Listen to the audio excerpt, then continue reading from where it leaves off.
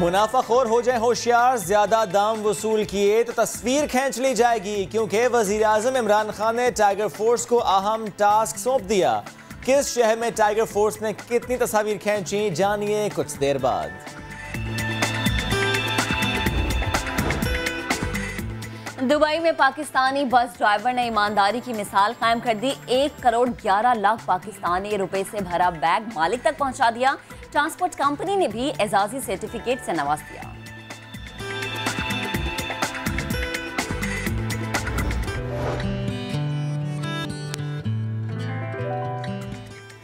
अस्सलामुअलैकुम and good morning. एक नया हफ्ता है, नया दिन है, फ्रेश स्टार्ट कीजिए, नाश्ता कीजिए और साथ साथ नया दिन एंजॉय कीजिए। मैं हूं आपके साथ मोहम्मद शुएब। मैं हूं महक असलम। और जैसा कि शुएब ने कहा कि हफ्ते का एक नया दिन है, लेकिन इस नए दिन के आगाज में एक बहुत बड़ी खबर है जो हम आपके साथ शेयर करने वाले हैं। एक बहुत बड़ी गिरफ्तारी हुई है और हमने देखा कि सियासी गहमा गहमी बहुत ज्यादा थी। इस गहमा गहमी में जो गिरफ्तारी हुई है उसने सियासी पारे को मजीद हाई कर दिया।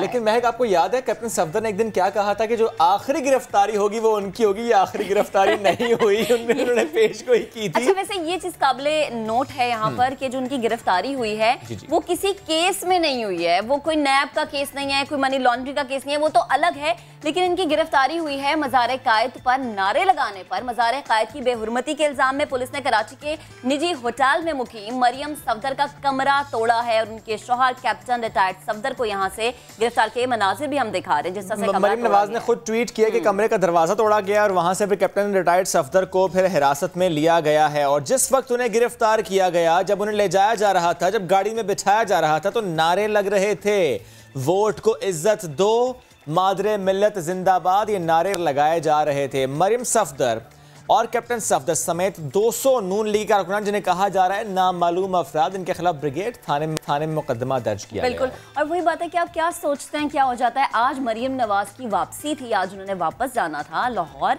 और आज ये गिरफ्तारी हुई। अब देखना यह है कि आगे क्या मजीद स्टेप्स लेते हैं।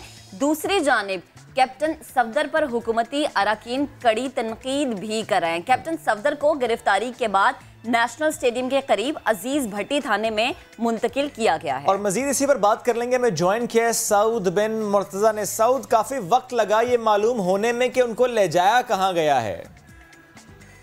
बिल्कुल, देखें, अब पुलिस जराए ने भी इस बात की तस्दीक किया है कि कैप्टन सफदर को अजीज भट्टी थाने मुंतकिल किया गया है और यहाँ पे जो थाने का दरवाजा है उसको मुकम्मल तौर पर बंद कर दिया गया है। किसी भी गैर मुतल्लिका शख्स को अंदर जाने की इजाजत नहीं है। यहाँ पर जो नून लीग के रहनुमा और पॉलिटिकल सेक्रेटरी कह सकते हैं मरियम नवाज के, वो आए थे कैप्टन सफदर।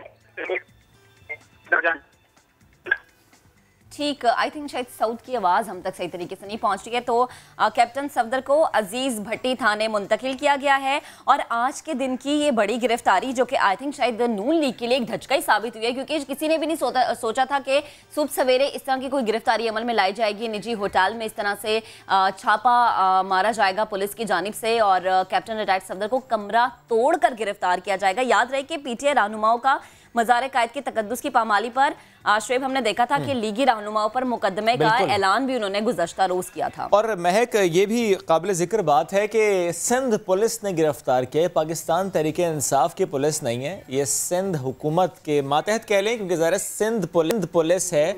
और उन्होंने कैप्टन रिटायर्ड सफदर को गिरफ्तार किया, अजीज भट्टी थाने उन्हें मुंतकिल किया गया है। लेकिन सिर्फ यही गिरफ्तारी नहीं जनाब, क्योंकि 200 नामालूम अफराद के खिलाफ मुकदमा दर्ज। लेट्स सी और कितनी गिरफ्तारियां होती हैं। लेकिन मसला ये कि ये जो 200 नून लीगी अरकान है, ये जो है कहाँ होंगे और क्या पुलिस को मुश्किल होगी या नहीं। लेकिन कल हमने जो जलसा कवर किया उसमें तो हमने देखा कि बहुत मुश्किलात शायद मौजूदा हुकूमत के लिए आने वाली है, क्योंकि कल लोग हमें बड़े पुरअज़्म नजर आए और मुझे तो ये लग रहा था कि लोगों का एक ही मसला था कि महंगाई को कम किया। इसमें कोई शक नहीं महक कि मसला एक है और वो महंगाई का मसला है। जब ये सवाल हम पाकिस्तान तहरीक इंसाफ की हुकूमत से, उनके ओहदेदारों से करते हैं, तो जवाब में हमें सुनने को ये मिलता है कि माजी में बड़ी गलतियां हुई हैं। जवाब ये मिलता है एक और केस हम बना रहे हैं। ये सुनने को मिलता है कि कुछ और पेपर्स सामने आ गए। तो अवाम ये सुनना नहीं चाहती, अवाम चाहती है कि उन्हें रिलीफ मिले। ये तो खैर एक अहम मामला, बट क्योंकि आज हम बात उस गिरफ्तारी की कर रहे हैं जो कि आज सुबह हुई है।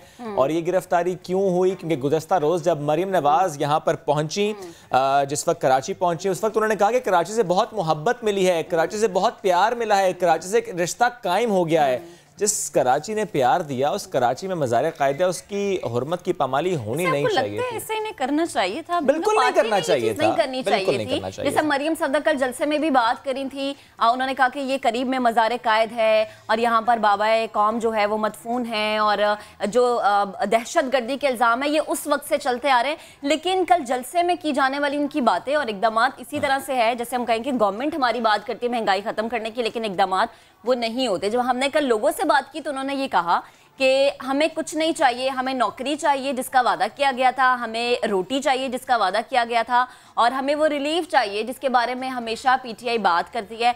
यकीनन लोगों का फेडअप होना बनता है क्योंकि हम देख रहे हैं कि महंगाई दिन पर दिन बढ़ती जा रही है और यही वो चीज़ थी जो कल जलसे में बिलावल भुट्टो जरदारी और मरियम नवाज जिसके बारे में बात भी कर रहे हैं। महक इस वक्त हमें ज्वाइन किया है वफाकी वज़ीर साइंस और टेक्नोलॉजी फवाद चौधरी साहब ने। फवाद साहब गुड मॉर्निंग, कैसे हैं आप? फवाद साहब आवाज आ रही है? जी जी मुझे आ रही है आपकी आवाज, आपको आ रही है? बिल्कुल फवाद साहब आवाज आ रही है। फवाद साहब इस गिरफ्तारी पर क्या कहेंगे आप, क्योंकि ज़ाहिर ये डिमांड पाकिस्तान तहरीक इंसाफ की जानिब से गुज़श्ता रोज़ की जा रही थी।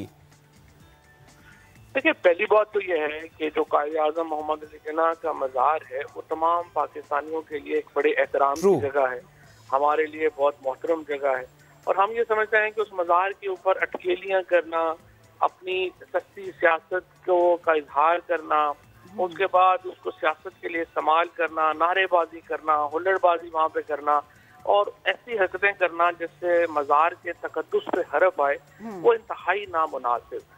अब अगर ये कैप्टन सफदर और मरियम बीबी और इसके साथ लोग जो हैं उनको पास बड़ा वक्त था, अगर वो कल से माजरत ही कर लेते और माफी मांग लेते कि गलती हुई है तो फिर भी शायद आप कहते कि तेने कुछ नहीं गलती हुई है और आप छोड़ दें। लेकिन हम देखते हैं कि तवील वक्त के बाद भी उन्होंने इस पे ना कोई शर्मिंदगी का इजहार किया, ना ही उन्होंने कोई माजरत की और उसके बाद ये कानून जो सिंध हुकूमत का या सिंध पुलिस ने जो कार्रवाई की है वो मैं समझता हूँ कि कानून के अहम है और इस पे जो उन्होंने अमल दरामद किया है उससे यकीनन जो इस कानून की अमलदारी का बयानिया है और इसका इजहार है कि हम बहैसियत पाकिस्तानी कायद आज़म मोहम्मद अली जिन्ना के मज़ार की बेहुरमती हरगिज़ बर्दाश्त नहीं करेंगे। ठीक, फवाद साहब आप मौजूद है, आपकी मौजूदगी का फायदा उठाते हुए बड़े मियाँ साहब की भी अगर बात करें तो नवाज शरीफ की पेशी के लिए इश्तेहारात जो हैं वो शाया हो गए हैं। अगर अब भी बड़े मियाँ साहब नहीं आते तो हुकूमत आगे क्या स्टेप लेगी? देखिए हमने तो मामला बरतानवी हुकूमत के साथ उठा दिया और हम समझते हैं कि वो वहाँ पे एक कॉन्विक्टेड हैं और एक मेडिकल वीज़ा के ऊपर हैं और अब उनकी सेहत बिल्कुल ठीक है।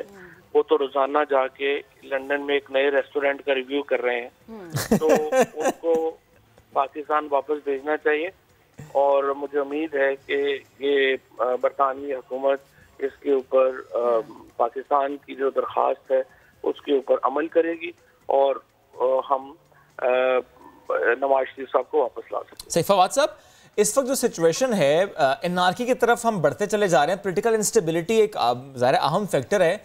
आप भी समझते हैं कि ऑपोजिशन बिल्कुल सोच नहीं रही पाकिस्तान के हवाले से, ऑपोजिशन की सोच नहीं रही कि पाकिस्तान को किस तरफ लेकर जा रहे हैं, इंस्टेबिलिटी की तरफ लेकर जा रहे हैं, यानी अपनी कुर्सी के लिए, अपनी सियासत बचाने के लिए पाकिस्तान को का कोई ख्याल नहीं, कोई लिहाज रखा नहीं जा रहा है। इस मुल्क ने सियासत करने दी, इस मुल्क ने नाम दिया, लेकिन इसी मुल्क को हम भूलते चले जा रहे हैं। देखें बात यह है कि इनका जो बयानिया है, जो नैरेटिव है, वो सिर्फ 8 केसेस अगर आप इनको रिलीज दे दें जिसमें नवाज शरीफ, जरदारी और मौलाना फजलुर रहमान के भाई, ये 7-8 केस हैं जिनके ऊपर सारी जो इनका पैसा भी ये लगा रहे हैं, लोग भी इकट्ठे कर रहे हैं। अगर आप 8 केसेस में रिलीफ दे दें तो आज पाकिस्तान की फौज भी जबरदस्त हो जाएगी, पाकिस्तान की जुडिशरी भी दुनिया की बेहतरीन जुडिशरी हो जाएगी और पाकिस्तान में इमरान खान भी सबसे जमहूरी लीडर हो जाएंगे। अगर आप 8 केसेस में रिलीफ नहीं देते हैं तो सब कुछ ही पाकिस्तान में बुरा है। तो इस वक्त तो जो पाकिस्तान में इस वक्त जो बच्चा है ओपोजिशन का बयानिया नैरेटिव उसको समझता है और मुस्तरद करता है, लिहाजा इनको जोर लगा लेना है। अच्छा फवाद साहब, जरा हम थोड़ा सा पीछे जाते हैं और वो मज़ार कायद वाली बात दोबारा से हम रिपीट कर लेते हैं। हमने देखा कैप्टन सफदर के अलावा निहाल हाशमी भी मौजूद थे, मरीम औरंगजेब साहिबा भी मौजूद थी। क्या हम ये अब अपने जहन में रखें कि मजीद गिरफ्तारियां हो सकती हैं इसी चीज़ पर, इसी बेहुरमती पर? वैसे ये निहाल हाशमी को तो मुझे लगता है गिरफ्तारियों का शौक है, हर पंगे में ये शामिल होते हैं और फिर जेल जाते हैं और वहाँ पे खड़े विक्ट्री के साइन बनाते हैं, फिर 4 दिन बाद इनकी जमानत होती है, वापस आते हैं। मेरा ख्याल को 5-6 दफा तो अब तक ये जेल जा चुके हैं, अब तो हैबिचुअली हो गए। लेकिन फवाद साहब कल अगर आप फुटेज में देखें ना तो थोड़े से कल वो परेशान लग रहे थे, हम भी दिखा रहे हैं, जरा आप भी देखें, थोड़े से ना वो हैरान लग रहे थे। तो वो माजरत तो कर लें ना, माजरत कर लें और बता दें कि ये गलत हुआ है और उसके बाद कि मेरे से ताल्लुक नहीं है, तो सिंपल बात है। और ठीक है, जो बंदा माफी मांग लिया उसके ऊपर मैं समझता हूँ कि कार्रवाई बेशक आप खत्म कर लें, इसमें कोई शक नहीं। रियलाइज करें और फिर माफी मांग लें, ये तो हमें वहाँ की सीनियर क़यादत की तरफ से हम एक्सपेक्ट कर रहे थे। फवाद साहब चलिए, ये तो एक मामला है जिस पर हम बात करें, बट क्योंकि और भी बहुत सी खबरें, मैं चाहता था एक और अच्छी खबर पर आपसे हम कमेंट ले लें कि जब पाकिस्तान की तारीफ हो, पाकिस्तान के कोविड-19 पर काबू पाने की तारीफ और तारीफ भी कौन करे, आलमी बैंक के साबिका चीफ इकोनॉमिस्ट और ओबामा के इकोनॉमिक काउंसिल के सदर, उन्होंने पाकिस्तानी कोरोना इक़दामात को ज़बरदस्त करार दिया। उन्होंने कहा कि अगर अमेरिका एग्जैक्टली वही करता जो पाकिस्तान ने किया है तो बहुत ज्यादा पैसे बचाए जा सकते थे। 10 trillion dollar, yes 10 trillion dollar उन्होंने कहा। और ये जो जिन्होंने तारीफ की है ना, ये मेरा ख्याल है कि इस वक्त अगर आप समझिए कि इकोनॉमिक वर्ल्ड की सबसे बड़ी और मोतबर आवाज समझी जाती है और बहुत इनका एहतराम है पूरी दुनिया में इकोनॉमी को और इकोनॉमिक नैरेटिव को लेकर। तो जाहिर है उनकी तरफ से इमरान खान हुकूमत की तारीफ, पाकिस्तान की तारीफ एक बहुत खुशकुन बात है और उससे एक जाहिर होता है कि पाकिस्तान की हुकूमत ने जो इक़दाम दिए उसको आदमी दुनिया की तरफ सही। अच्छा फवाद साहब, एक और मामला वो है ज़ाहिर महंगाई का, उसी पर तनकीद होती है पाकिस्तान तहरीक इंसाफ पर, इमरान खान साहब पर, हुकूमत पर के नोटिस लिए जाते हैं लेकिन अवाम को रिलीफ नहीं मिलता। अब एक और नोटिस लिया गया है और टाइगर फोर्स की जिम्मेदारियां सौंपी गई हैं। आपको लगता है कि सिचुएशन वाकई बेहतर होगी जिस तरह से इमरान खान साहब ने कहा कि तस्वीर खींचें, पोर्टल पर डालें और कार्रवाई हो? अगर ये मामला इतने आसान हैं, कार्रवाई होने वाले, तो सर ये तो फिर पहले ही हो जाने चाहिए था। इसके लिए ना पोर्टल चाहिए, ना इसके लिए टाइगर फोर्स चाहिए। देखो ना, 2 चीज़ें सर।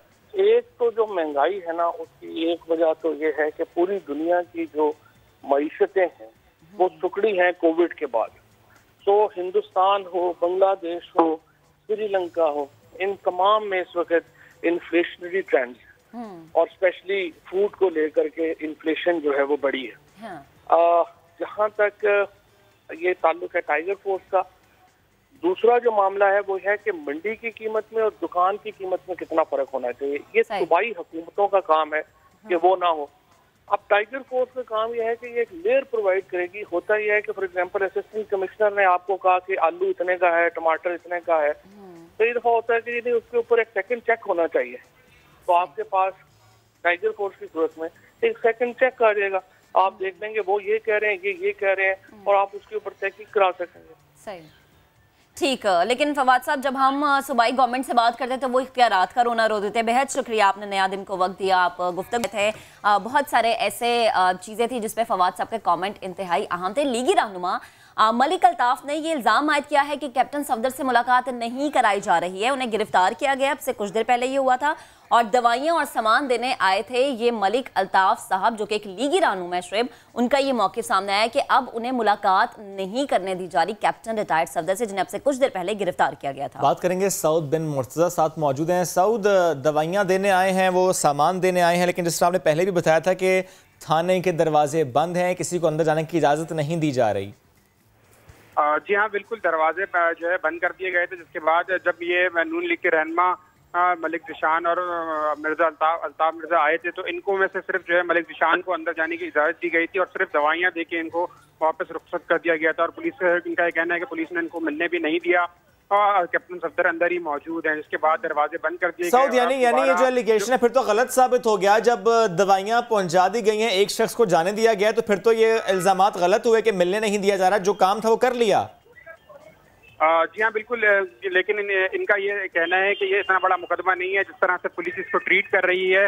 और अब यहाँ पर वकला की टीम आई है तो दरवाजे बंद कर दिए हैं, दरवाजे नहीं खोले जा रहे। रहनुमा जो है आहिस्ता आहिस्ता यहाँ पर जमा होना शुरू हो गए हैं। पुलिस ने मजीद नफरी को भी यहाँ पर बुलाया है। SHO-PIB की जो नफरी है वो भी अंदर गई है। कैप्टन सफदर अंदर ही मौजूद हैं और रहनुमाओं का ये कहना है कि अब कानूनी जारोजई करने के लिए ही यहाँ पर आए, जो इनके वकला रहनुमा यहाँ पर आए हैं, लेकिन उनको भी अंदर जाने की इजाजत नहीं दी जा रही। दवाइयाँ सिर्फ अंदर पहुंचा दी गई थी।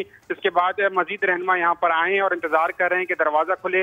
इनका ये कहना है कि जी बहुत शुक्रिया सऊद्दीन मुर्तज़ा, आप हमें अपडेट कर रहे थे। जो इल्जामात लगा रहे हैं वो ये जरा सोच लीजिए कि ड्राइंग रूम में नहीं बैठे कैप्टन रिटायर्ड सफदर, कोई मीटिंग्स या मामलात ऐसे हैं नहीं कि आपको जाने दिया जाएगा बार बार मिलने। और ये जो कल हुआ है ना, ये इसी वजह से आज गिरफ्तारी है। कल बहुत कुछ और भी हुआ था।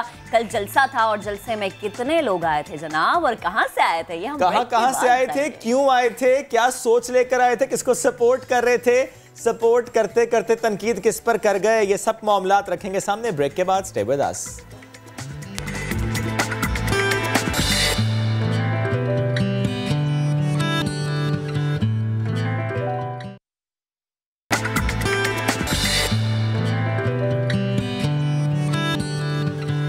Welcome back once again. और ब्रेक पर जाने से पहले हम बात कर रहे थे कैप्टन रिटायर्ड सफदर की गिरफ्तारी की, और मरियम नवाज ने ये ट्वीट किया था कि कमरे का दरवाज़ा तोड़ा गया और फिर उन्हें गिरफ्तार किया गया। इसी पर बात करने के लिए हमें ज्वाइन किया वफाकी वज़ीर बराए बैनी उमूर अली ज़ैदी साहब ने। ज़ैदी साहब, बेहद शुक्रिया आपके वक्त का। Good morning.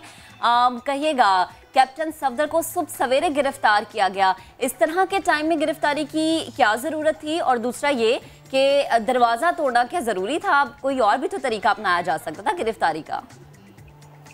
मेरा ख्याल है दोबारा झूठ बोल रही है नानी। अगर आप वीडियो देख लें, मैंने अभी ट्वीट कर दी है वीडियो, सारे पाकिस्तान में देख लेंगे थोड़ी देर में। जी। कोई अगर दरवाजा तोड़ा होता तो ऐसे ही तैयार वैयार होके जैकेट हाथ में लेके लुई विटॉन के जूते पहन के तो ये आराम से पुलिस की गाड़ी में वोट को इज्जत दे तो दो कहते हुए नहीं बैठ के पुलिस इनको ले जाती। सही। कोई हथकड़ी नहीं लगाई थी इनको आराम से खुद चले गए बैठ के।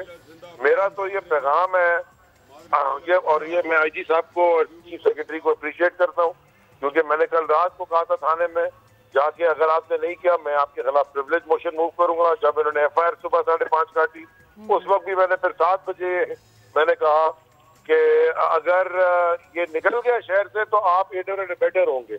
एडर एंड अबेटर में आपका शुमार है, क्योंकि आप गरीब आदमी रेडी वाले को तो 2 मिनट के लिए नहीं छोड़ते, और ये अमीर आदमी हमेशा कानून तोड़ के निकल जाता है। कायदे आजम के मजार के अंदर की बेहरमती किसी सूरत किसी पाकिस्तानी को गवारा नहीं है। अली साहब, लेकिन जो रिएक्शन अली साहब जो गुज़श्ता रोज रिएक्शन आया, अवाम का भी रिएक्शन आया, पॉलिटिकल पार्टीज का स्पेशली अगर मैं आपकी बात करूं तो रिएक्शन आया, और आपको लगता है कि ये वाकई गिरफ्तारी हुई है या सिर्फ और सिर्फ गम और गुस्सा इसको ठंडा करने की कोशिश की जा रही है? इट्स जस्ट अ मूव, इनको ड्राइंग रूम में बिठाया होगा शायद।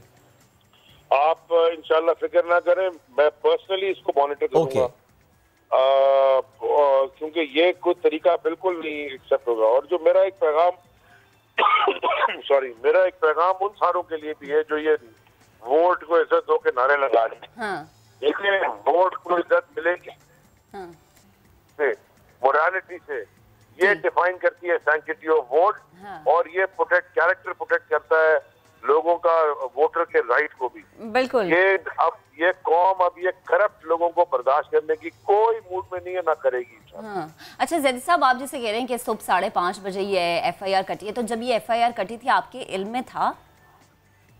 जी, मुझे सुबह 5:30 बजे जब मैं उठा था नमाज के लिए, तो मुझे आगे उस वक्त हमारे MP है सारी रात वहाँ पे कि ये FIR कट गई है। उसी वक्त मैंने ट्वीट की थी सुबह 5:30 बजे ही FIR की कॉपी, और मैंने ये कहा था कि आपने FIR तो काटी है, इसके ऊपर एक्शन भी होना चाहिए। 7 बजे मैंने दूसरी ट्वीट की थी और मैंने कहा था कि अगर आपने clear warning to chief secretary and IG से सर, अगर आपने एक्शन नहीं लिया। अली ज़ैदी साहब बिल्कुल साथ रहिएगा। आप जिस वीडियो की आपने बात की, जिसका हवाला दिया, आपने ट्वीट भी किया, हम सारे नाज़रीन को जरा वीडियो दिखा भी देते हैं कि what actually that video is showing. Please साथ रहिएगा, वीडियो दिखाते हैं। फुल स्क्रीन पर अगर दिखा दें कि आराम से कैप्टन रिटायर्ड सफदर साहब आए, वेव किया। एग्जैक्टली महक, अब देखिए वेव कर रहे हैं, जाके गाड़ी में बैठ रहे हैं, रिलैक्स है। और होटल के कमरे की बॉटल भी साथ है, कोई हैंडकफ्स नहीं है, तसल्ली से आए हैं, बैठकर जा रहे हैं। नारे लगाने का पूरा मार्जिन दिया गया है।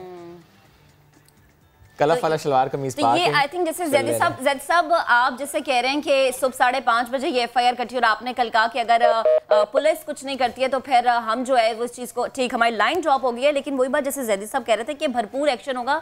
आई थिंक शायद प्रेशर में भी गिरफ्तारी हो सकती है, बड़े सब्जेक्ट है, क्योंकि बॉडी लैंग्वेज बहुत चीज़ें डिफाइन करती है कि आप उस वक्त टेंशन में है, ये क्या है, और सुबह सवेरे 5:30 बजे FIR कटना, कमरे का दरवाजा तोड़ना और फिर उन्हें गिरफ्तार करना, इसमें इतनी हड़बड़ाहट में बंदा हाथ में पानी की बोतल कैसे ले सकता है, इतना रिलैक्स कैसे हो सकता है? सुबह हमारी तो आंख खुलती नहीं है। लेकिन ये जो मरियम बीबी ने ट्वीट किया ना, इस पर बहुत तनकीद हो रही है कि जब दरवाजे तोड़ के गिरफ्तारियां की जाती हैं तो फिर ऐसे विजुअल सामने नहीं आते। एनीवेज जी, तो बात हम करें आज सुबह की, और इस सुबह की गिरफ्तारी क्यों हुई? क्योंकि कल कुछ ऐसी बातें हुई, कुछ ऐसे इन्होंने काम किए जिसकी वजह से ये गिरफ्तारी। एनीवेज मैं और महक कल जलसागाह पे गए और जलसागाह के रास्तों में जो मामलात थे, जो माहौल था, जो काफिले आ रहे थे बसेस में, जो काफिले पैदल चलते चलते जलसागाह की तरफ जा रहे थे, सवाल हमने ये किया था, कहाँ से आए हो भैया और क्यों आए हो? पीपल्स पार्टी, क्या मोटिवेशन है कि आप पीपल्स पार्टी को सपोर्ट करते हैं, इस अलायंस को सपोर्ट करते हैं? पीपल्स पार्टी ने या नून लीग ने क्या दिया इनको जिसकी वजह से आज सिंध के बासी सपोर्ट कर रहे हैं? हमारी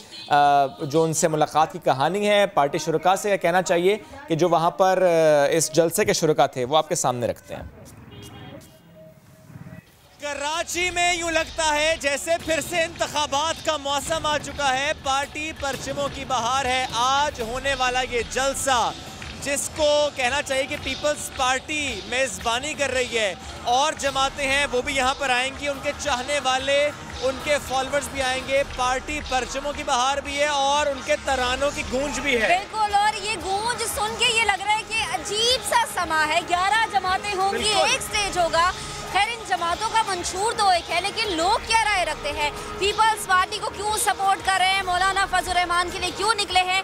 या फिर नून लीग को सपोर्ट करने की आखिर क्या वजह है? ये जलसागाह में जाएंगे और इन्हीं जालों, मतवालों और नून लीगियों से पूछेंगे कि आखिर क्यों वो बाहर निकले। क्या वो तब्दीली से खुश नहीं है या कोई और तब्दीली चाहते हैं? और महक, स्पेशली पीपल्स पार्टी की तो हुकूमत है यहाँ पर। पीपल्स पार्टी ने कराची या सिंध के शहरियों को क्या दिया कि वो आज उनको सपोर्ट करने के लिए यहाँ पर आए हैं मुख्तलिफ शहरों से?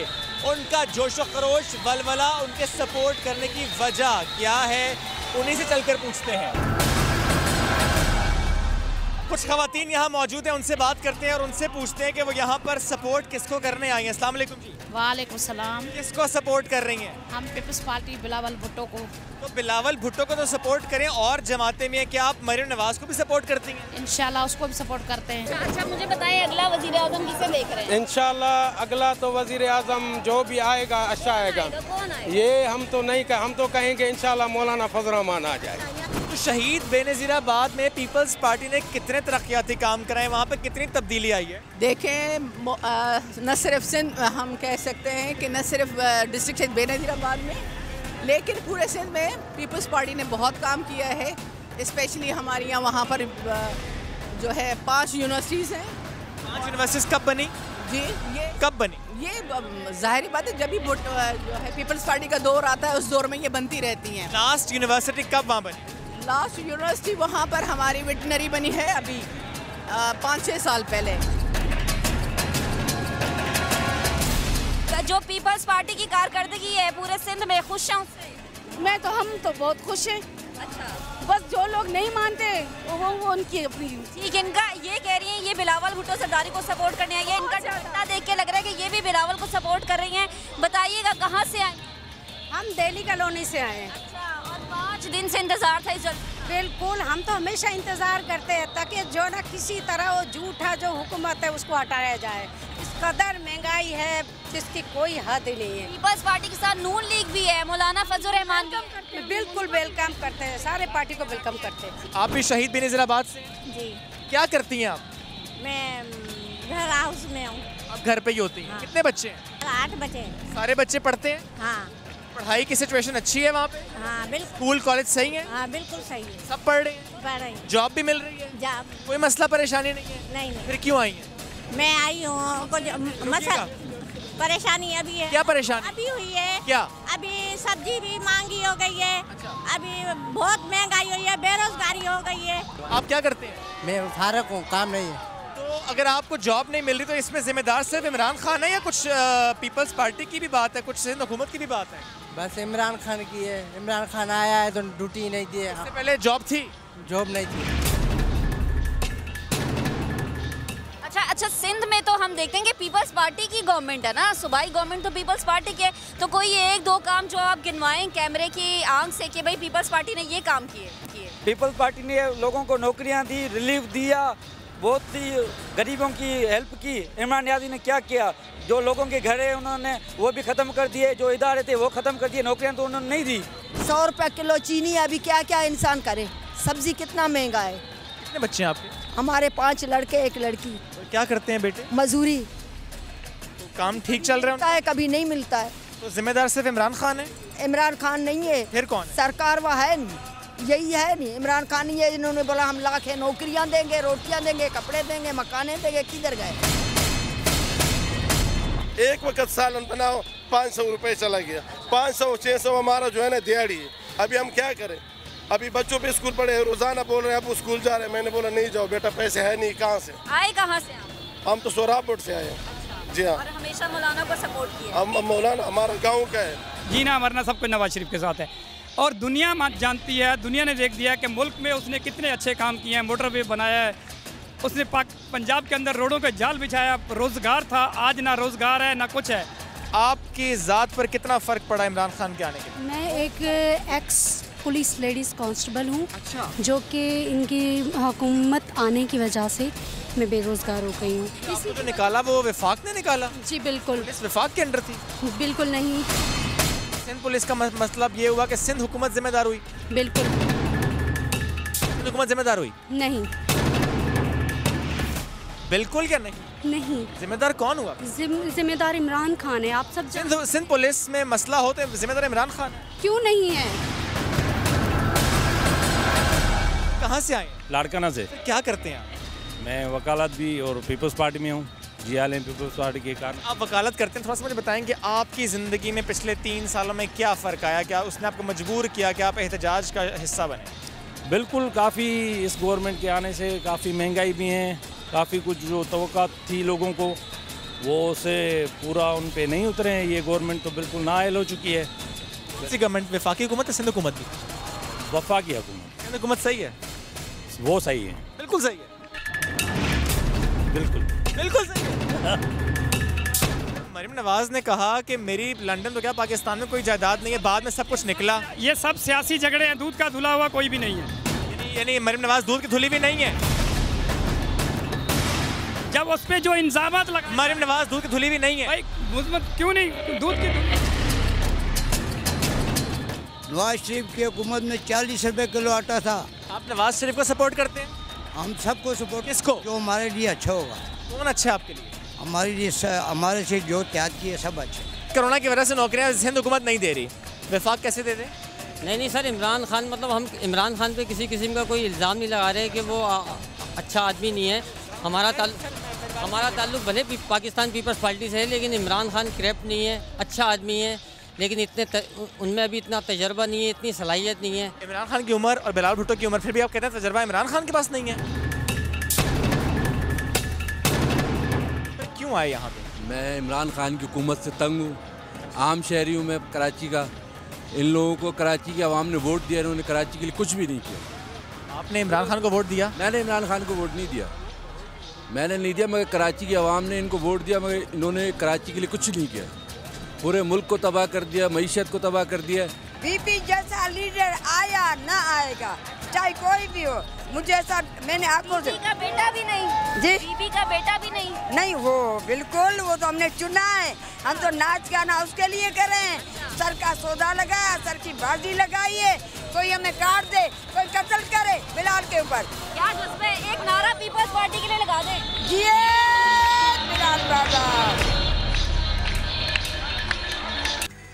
अवाम आई और अवाम क्यों आई ये आपने जान लिया। और स्पेशली जब हम बात करते हैं अवाम की, उनकी परेशानियों की, तो इसमें दो राय नहीं कि अवाम परेशान है, लेकिन उस परेशानी का जिम्मेदार एक शख्स नहीं है। ये हमें ज़रूर बार बार बात करनी चाहिए। चलिए जी बढ़ते हैं आगे ये तो बात हो रही है सियासत की, ये बात हो रही है पॉलिटिकल जो इस वक्त सिचुएशन है, लेकिन ज़रा मूड को चेंज करते हैं और खेल के मैदान से खबर एक शेयर करते हैं। गुलडोजर किसे कहते हैं? उमर गुल को कहते हैं। और उमर गुल साहब ने फ्राइडे को रिटायरमेंट का ऐलान किया। तीनों फॉर्मेट से वो रिटायर हो गए हैं। पहले इस पर रिपोर्ट देखते हैं और फिर मजीद बात होगी। कितना खूबसूरत सफ़र उनका क्रिकेट की दुनिया का। और वो जब उन्होंने रिटायरमेंट का ऐलान किया तो वो थोड़े से आबदीदा भी हो गए, थोड़ी सी नम आंखों के साथ उन्होंने खुदा हाफिज़ का। खैर हमारे साथ उमर गुल खुद मौजूद है, साबिक टेस्ट क्रिकेटर, उन्हीं से बात करेंगे। उमर बेहद शुक्रिया आपके वक्त का, गुड मॉर्निंग। 20 साल का क्रिकेट करियर अचानक से छोड़ दिया, ज़िंदगी में कितना फ़र्क महसूस कर रहे हो?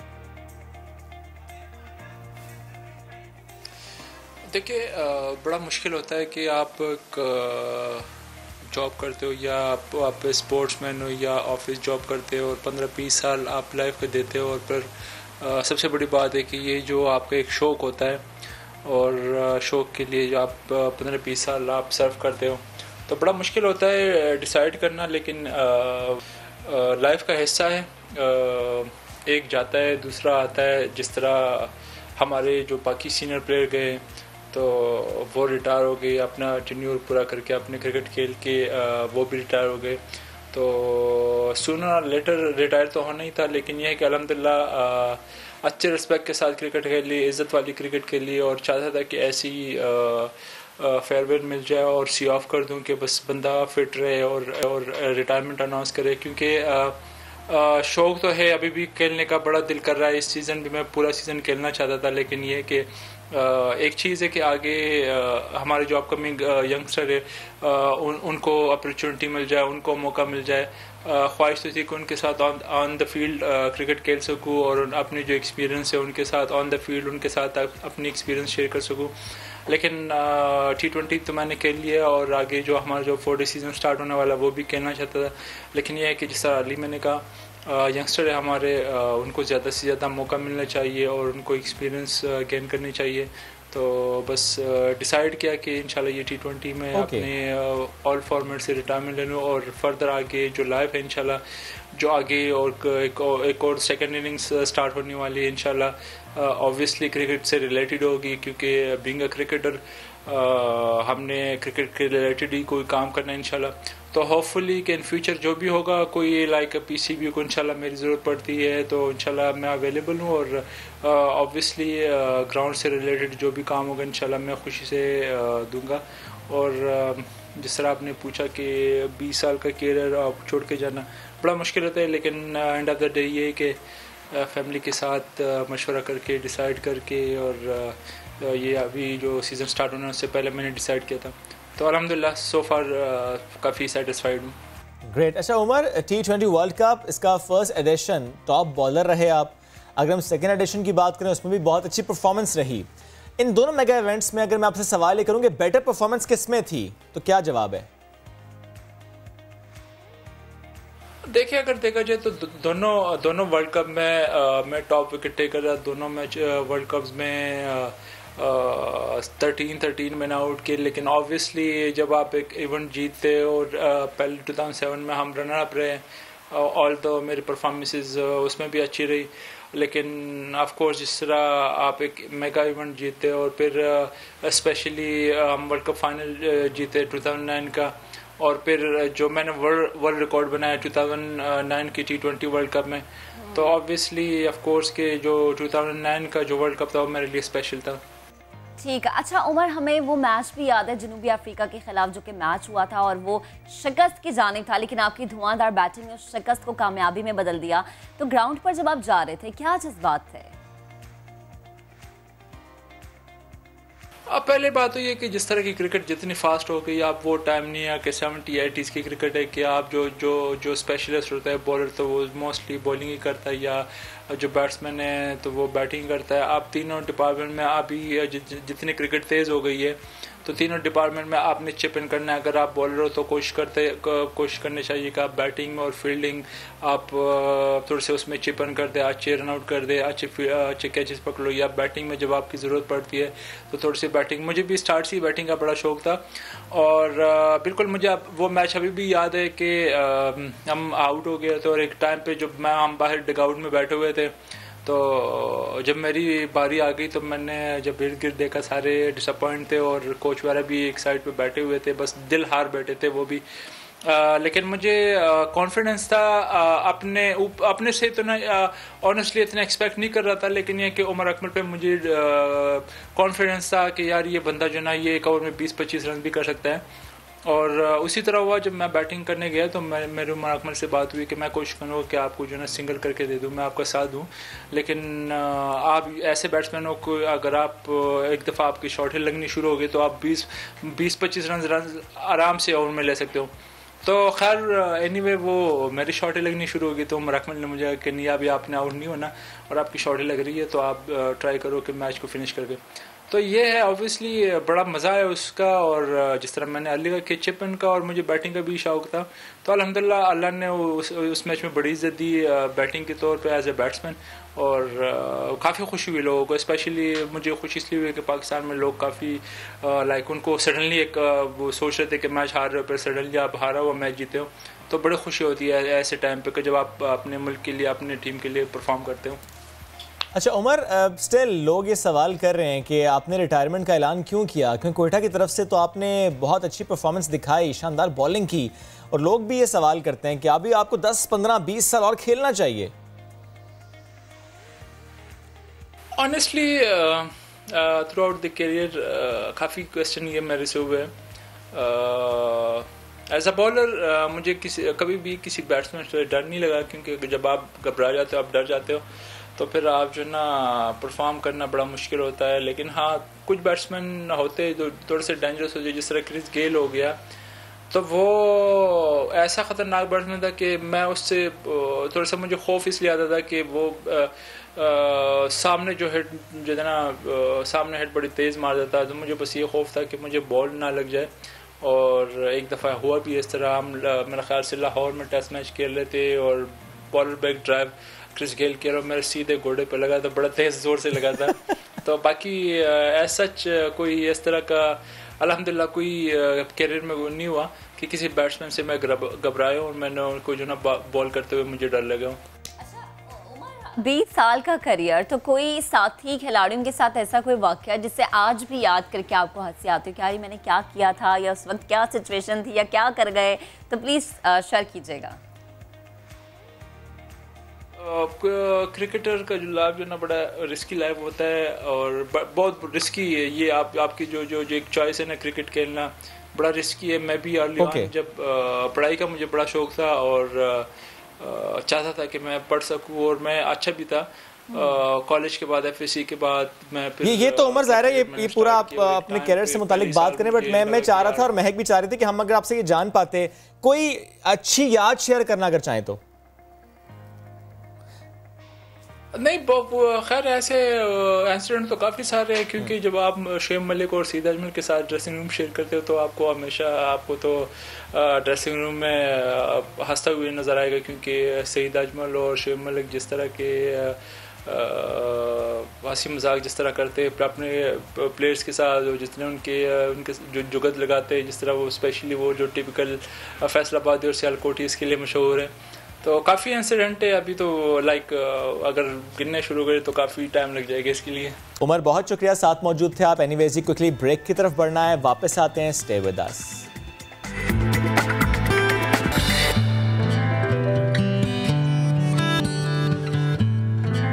Welcome back after the break. अब जिक्र करते हैं कि काजाकिस्तान हम खुद बना रहे हैं और इससे जो तिब का शोबा है इसमें कितनी सहूलत आएगी, और जो महंगे स्टेंट डलते थे उसमें अब कितनी बेहतरी आने वाली है।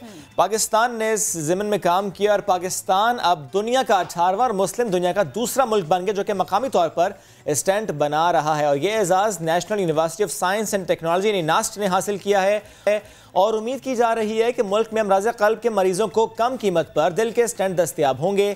वफाकी वज़ीर बराए साइंस और टेक्नोलॉजी फवाद चौधरी साहब ने कहा है कि हमें पाकिस्तानी माहिरीन और साइंसदानों पर फ़ख्र है जिन्होंने कोरोना की वबा के दौरान मुल्क में मेडिकल टेक्नोलॉजी की एक नई सनत खड़ी कर दी है। बिल्कुल, उन्होंने मजीद कहा कि नस्ट की जानिब से बिल्कुल यूरोपीय तर्ज के स्टेंट तैयार किए जा रहे हैं और यकीनन इससे उन लोगों को फ़ायदा है जो कि महंगे ख़रीदते थे और जिनके पैसे बहुत ज़्यादा वेस्ट होते थे। अब जब चीज़ पाकिस्तान में बनेगी तो यकीनन पाकिस्तानियों को फ़ायदा होगा और तिब के शोबे में एक जिद्दत है पाकिस्तानियों के लिए कि जो चीज़ आप बाहर से मंगवाते थे अब वो आपको अपने मुल्क में मिलेगी तैयार शुदा और उस पर कम लागत होगी। और आई थिंक हमने देखा कि जब भी आप दिल का कोई आर्जा लेके जाते हैं तो आपको एक लंबी लंबी कतारों में जो है वो इंतजार करना पड़ता है। और इसका दूसरा पहलू महक ये भी है कि पहले ज़ाहिर है डॉलर्स एक तरह से बाहर जा रहे थे जब हम स्टंट लेकर आ रहे थे, अब वो डॉलर्स भी बाहर नहीं जाएंगे, हम खुद से ये तैयार करेंगे। इस मामले पर हम बात करेंगे। मैं ज्वाइन किया है नस्ट के director lieutenant general retired Naveed Zaman साहब ने। सर बहुत शुक्रिया आपके वक्त का। गुड मॉर्निंग कहेंगे आपको, कैसे हैं आप?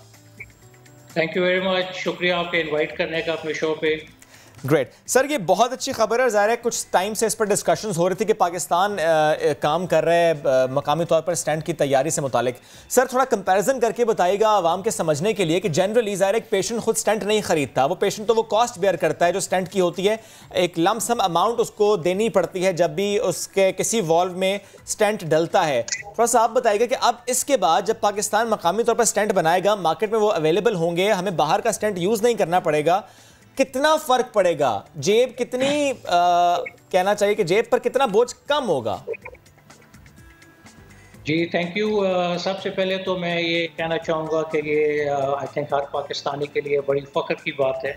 जहाँ नस्ट प्राइड ले रहा है आज हर पाकिस्तानी के लिए भी फ़ख्र की बात है कि माशाल्लाह पाकिस्तान उन 18 एडवांस कंट्रीज़ की लिस्ट में शामिल हो गया जो अपना स्टैंड बना रहे हैं। हम 7 दहाइयों से ये इम्पोर्ट कर रहे थे।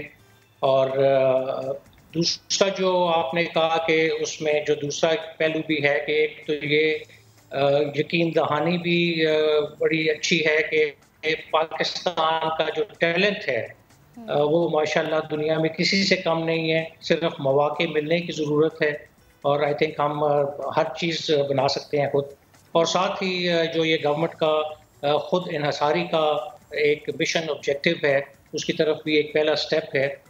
तो ये जो हम इंपोर्ट कर रहे थे ये सालाना तकरीबन 8 बिलियन रुपीस के करीब इसकी इंपोर्ट स्टेंट्स और जो बाकी दिल की अमराज के जो साथ एक्सेसरीज है कैथेटर्स वगैरह उन सब के ऊपर लग रहा था। और एक ह्यूज कीमत और प्राइस भी इसकी जब आप बाहर से चीज़ इंपोर्ट करते हैं तो वो फिर बीच में प्रॉफिट मार्जिन भी दबा के लेते हैं।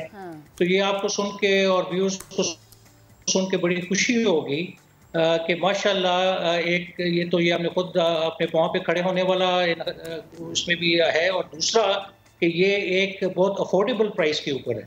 जो हमारे 2 किस्म के स्टेंट होते हैं, एक बेयर मेटल स्टेंट जो थोड़ा सस्ता कैटेगरी का है और एक ड्रग एलूटिंग स्टेंट। जो बेयर मेटल स्टेंट है वो मार्केट में 60-70 हज़ार का है, हम उसको सिर्फ 15,000 रुपये में मार्केट में ला रहे हैं। और जो दूसरा स्टेंट है वो लाखों में उसकी प्राइस जाती है, वो इंशाल्लाह वो हमारा 40 to 45,000 रुपीज़ सिर्फ 40 से 45 हज़ार में वो आएगा। तो इससे एटलीस्ट जो गरीब आदमी है, क्योंकि ये एक तहकीक हुई है अभी कुछ अर्सा पहले एक इंटरनेशनल ऑर्गेनाइजेशन ने की थी कि जो इंडिया और पाकिस्तान 2 ममालिक हैं, इनमें तकरीबन 70 से 80% लोग जो दिल की बीमारियों में मुब्तला होते हैं वो बेचारे उनको ट्रीटमेंट मिलती ही नहीं है बिकॉज वो अफोर्ड नहीं कर सकते। सो इस जो हमारी ये इंशाल्लाह सेल्फ इंडिजिनस अपनी प्रोडक्शन के बाद ये आहिस्ता आहिस्ता इतना अफोर्डेबल हो जाएगा। और हमने अभी तक माशाल्लाह कुछ 60 पेशेंट्स के अंदर ये पाकिस्तान में डल चुके हैं। सही। और प्राइम मिनिस्टर साहब उस दिन इफ्तिताह करने आए, उनको 3 पेशेंट्स मुलाकात भी हुई, उनमें 15,000 का स्टेंट डाला हुआ था और माशाल्लाह सेहतमंद पहले से काफी वो खुश थे। ठीक। अच्छा नवीद साहब, एक और चीज़ मैं आपसे जानना चाहूँगी, हम किसी भी कार्डिक हॉस्पिटल की अगर बात करें तो वहाँ पर दिल के मरीजों के लिए तारीखें बड़ी लंबी होती हैं, 4-4 महीने 6-6 महीने। इस चीज़ में भी कोई फ़र्क आएगा? इलाज जल्दी हो जाएगा क्योंकि अब तो चीज़ मुल्क में बन रही है? जी इंशाल्लाह डेफिनेटली फ़र्क पड़ेगा। अभी हमारा जो मुल्क में तकरीबन हमने अपना जो मार्केट सर्वे किया तो उसमें तकरीबन 40,000 स्टेंट्स तकरीबन सालाना इस्तेमाल होते हैं। और उसमें हमने अपनी जो प्रोडक्शन माशाल्लाह हमारी शुरू हो चुकी है और इसमें से हम फिलहाल टू स्टार्ट विद हम 15,000 स्टेंट सालाना बनाएंगे और साथ ही उसमें फिर ये जो हम वी आर होपिंग कि इंशाल्लाह प्राइवेट इंडस्ट्री भी इमीडिएटली इस चीज में पड़ेगी और मुझे कभी उम्मीद है कि इंशाल्लाह हम हमारी पूरी अपनी करीब इंशाल्लाह पूरी कर लेंगे। सर ये जो आपने फिगर शेयर किया है कि 40,000 एनुअली स्टेंट डाले जा रहे थे, सर इसको अगर हम इस तरह डिवाइड करें कि कितने % ऐसे थे जो कि गवर्नमेंट फैसिलिटीज में लगाए जा रहे थे, यानी उसकी जो कॉस्ट है वो गवर्नमेंट को बेयर करनी पड़ती थी, और कितने ऐसे जो प्राइवेट सेटअप्स पर हो रहे थे? जी मैं प्रॉब्ली एग्जैक्ट फिगर तो आपको नहीं बता सकूंगा, रफली प्रॉब्ली वन कैन से कि अबाउट 40% तकरीबन जो होंगे वो गवर्नमेंट हॉस्पिटल्स में होंगे, लेकिन इवन गवर्नमेंट हॉस्पिटल्स में भी बाकी ट्रीटमेंट जो है कुछ वो तो फ्री होती है, बट स्टेंट्स के कुछ ना कुछ वो चार्ज जरूर करते हैं।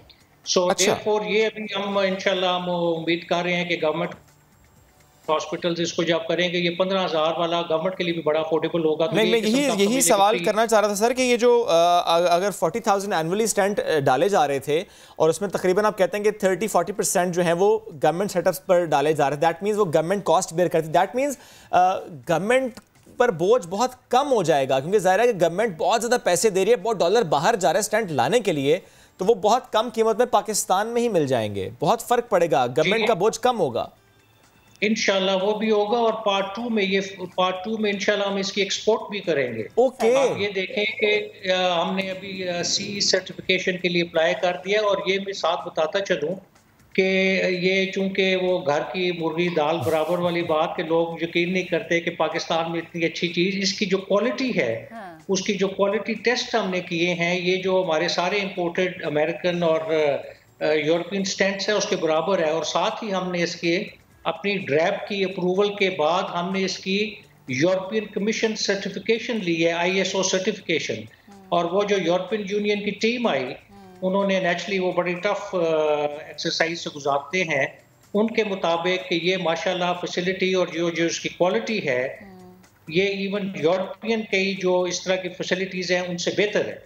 तो ये हम इंशाल्लाह जैसे ही पाकिस्तान की ये ज़रूरियात पूरी होने के बाद हमने इसकी CE सर्टिफिकेशन के लिए अप्लाई कर दिया है, जिसके तहत ये जो पूरा आपका सेंट्रल एशिया है, आपका अफ्रीका है, साउथ एशिया है, तो इंशाल्लाह हम इसमें बहुत ज़्यादा एक्सपोर्ट की गुंजाइश भी है, जो डेफिनेटली उस लिहाज से भी गवर्नमेंट को और पाकिस्तान को इंशाल्लाह उसका बहुत फायदा होगा। ठीक। अच्छा नवीद साहब, एक और चीज़, जैसे कि आपने कहा कि जो पाकिस्तान में बन रहे हैं उनकी 15,000 तक कीमत है, अगर बाहर से कोई मंगवाया जाता है तो उसकी कम से कम या ज़्यादा से ज़्यादा कितनी लागत होती है, कितनी कीमत होती है उसकी? जी मैं ज़रा एक तो ये वो करेक्शन करता चलूँ कि ये जो 15,000 ये जो एक लोअर प्राइस वाला स्टैंड है, जो दूसरा ड्रग एलूटिंग स्टैंड है वो हम तकरीबन 45,000 में लाएंगे, जो बाहर लाखों में तकरीबन उसकी पहले तो 2.5 लाख भी थी, अभी कुछ कम हुई, गवर्नमेंट ने अच्छा उसके ऊपर ज़रा कंट्रोल स्टेप किया, बट स्टिल वो लैक्स में जाती है। चाइनीज़ कुछ स्टैंड भी मार्केट में है, वो डेफिनेटली सस्ते हैं, बट इंशाल्लाह वी क्लेम के हमारा उससे तो डेफिनेटली बहुत अच्छा है। रफली अगर हम कहें सर के रफली अगर हम कहें तो 30% तकरीबन 30% कॉस्ट हो जाएगी इंशाल्लाह। ये तकरीबन हमने भी जी 1/4 के करीब कहा था कि 1/4 के ऊपर मिलेंगे, and again top quality stands, it is not that वो कोई उसमें क्वालिटी में फर्क है, इंशाल्लाह ये बेस्ट क्वालिटी के स्टैंड। और जिस तरह आपने कहा कि अभी आप तकरीबन 15,000 बना सकेंगे, अगर रिक्वायरमेंट एनुअली 40,000 की है, कब तक हम अपनी ज़रूरियात पूरी करने के काबिल हो जाएंगे, इसकी प्रोडक्शन में इतनी बढ़ा लेंगे, कब तक? 1 साल 2 साल, कितना वक्त? जी जहाँ तक ये 40,000 वाला है वो तो हम 1 साल के अंदर भी कर लेंगे। Great. लेकिन जिस तरह मैंने पहले कहा कि ये जो 40,000 वाली फिगर है ये बढ़ेगी, ये मुझे उम्मीद है ये 2 से 3 गुना बढ़ेगी, बिकॉज ये 40,000 जिस तरह मैंने बताया ये तकरीबन 30% वो पेशेंट्स इस्तेमाल कर रहे थे जो अफोर्ड कर सकते थे। बिल्कुल ऐसा ही है। तो जो जब ये अफोर्डेबल होगा तो मुझे लगता ये है कि ये तो 1 लाख से ऊपर जाएगी आपकी एनुअल तकरीबन कंजम्पशन, उस वक्त फिर हमें इसको अपनी फैसिलिटी को जैकअप करना पड़ेगा। वो गवर्नमेंट में हम PC1 कर सकते हैं, लेकिन जो ज़्यादा हम चाहें कि इसमें प्राइवेट इंडस्ट्री, हम इंडस्ट्री के साथ भी इन टच हैं एंड प्राइवेट इंडस्ट्री आएगी। और जो बेस्ट तरीका है दुनिया में कि जब भी आप कोई इनोवेशन करते हैं, नई इजाद करते हैं, तो उसको एकदम फिर प्राइवेट इंडस्ट्री भी उठाती है। सही, तो इंशाल्लाह वो ठीक। अच्छा नवीद साहब, एक और चीज़, नस्ट मजीद कौन से ऐसे प्रोजेक्ट्स हैं जिन पर काम कर रहा है? आने वाले वक्त में पाकिस्तानियों के लिए क्या और अच्छी खबर होगी? ये भी आपको सुन के माशाल्लाह खुशी होगी कि नस्ट पाकिस्तान का वाहिद इंस्टीट्यूशन या यूनिवर्सिटी या इदारा है कि जिसने कोरोना टेस्टिंग किट तैयार कर ली हुई है। और वो कोरोना टेस्टिंग किट हमारी तैयार तो 5-6 महीने से हुई हुई है, लेकिन मुख्तलिफ किस्म की उसकी टेस्टिंग ट्रायल अल्टीमेटली है वो हो चुके हैं अभी। और उसमें तमाम जो इंडस्ट्री भी का टेस्ट हो। सर प्लीज साथ रहिएगा। कथा कलामी की माजरत, इस वक्त नाज़रीन को लाइव मनाजिर दिखाने हैं कि लीगी रहनुमा ज़ुबैर उमर इस वक्त मीडिया से बात करें, नाज़रीन को सुनवा देते हैं। अभी 1 घंटे 1.5 घंटे में हम पूरा दे देंगे, बिकॉज मैं उस चीज़ को अभी नहीं बोलना चाहता, बट CM सिंध ने ये कंफर्म किया है, मुराद अली शाह ने मुझे पर्सनली कंफर्म किया है कि उनकी पुलिस का इससे कोई ताल्लुक नहीं है। उन पर शदीद दबाव डाला गया था। किस तरह से दबाव डाला गया था वो अभी सबके सामने आ जाएगा। रिहाई के लिए जो लीगल तरीका है, देखे ना, लीगल तरीका जो भी उसका, वो हमारे जो लॉयर्स हैं वो इस वक्त कोर्ट में मौजूद हैं।